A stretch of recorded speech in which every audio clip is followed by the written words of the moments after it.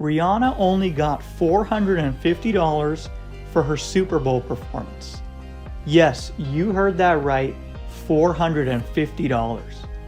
Rihanna steps onto the stage, looks to the left, then to the right, and performs one of the most amazing shows in the history of the Super Bowl. But according to the American Federation of Musicians, if someone has to perform at the State Farm Stadium in Arizona, only $450 goes to the leader, which, as you know, was Rihanna, and $450 for all of the other side musicians. Remember, anyone who's performing at the Super Bowl is not performing for the money, but it's for the exposure that comes with it.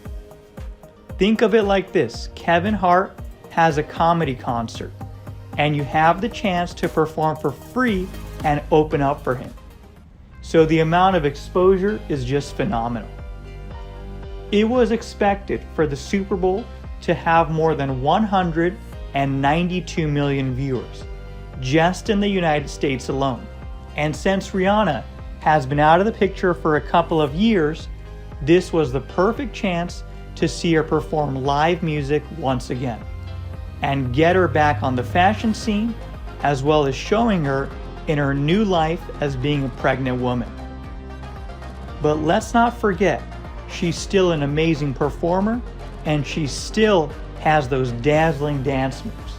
Now, I'm sure you know the Super Bowl doesn't really pay its performers that much, especially for the halftime show.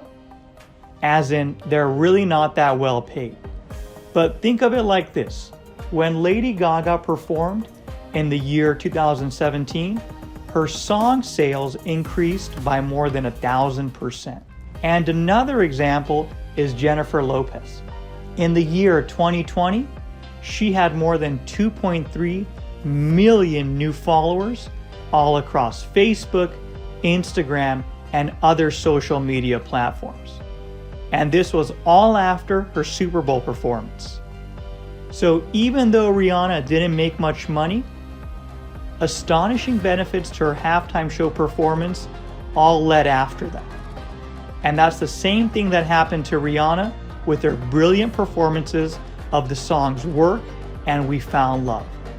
They all skyrocketed by more than 349%.